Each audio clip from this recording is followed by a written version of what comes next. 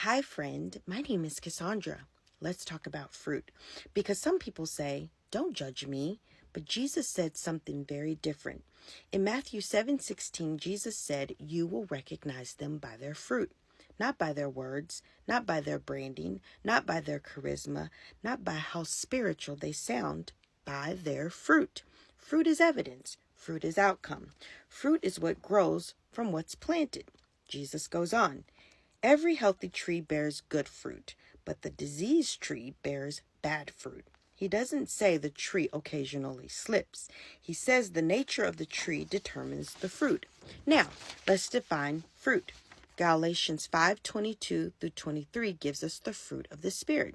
Love, joy, peace, patience, kindness, goodness, faithfulness, gentleness, self-control. That's good fruit. Now, keep reading Galatians 5 just a few verses earlier, and you'll see the fruit of the flesh. Sexual immorality, impurity, jealousy, fits of rage, drunkenness, envy, division. That's fruit too. You don't have to guess what kind of tree you're looking at. You inspect the fruit. And listen, fruit is not one bad moment. Fruit is a pattern. Anyone can have a bad day. Anyone can stumble. But if someone consistently produces chaos, division, immorality, manipulation, pride, that's fruit. And fruit tells the truth. Luke 6:44 says, for each tree is known by its own fruit, not its potential, not its intention, its fruit. So when someone says, who are you to judge? The answer is simple. I'm not judging your soul. I'm inspecting fruit because Jesus told me to. Now let's bring this home. If someone says they love God, but there's no self-control, no gentleness, no humility, no repentance, no growth, that's fruit. If someone says they're called to lead, but they leave behind broken relationships, division, scandal, and manipulation, that's fruit. If someone says they're healed, but they still lash out in rage, live in bitterness, and refuse correction, that's fruit. And this isn't about pointing fingers. It's about discernment. 1 John 4:1 says, beloved, do not believe every spirit, but test the spirits. Testing requires evaluation.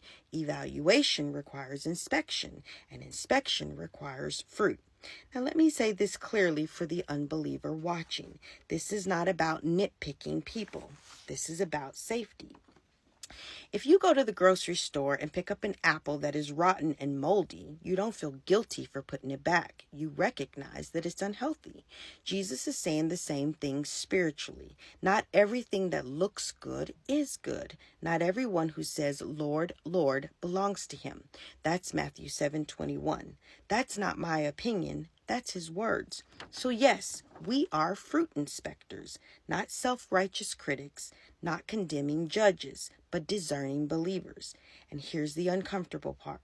Before you inspect someone else's fruit, inspect your own.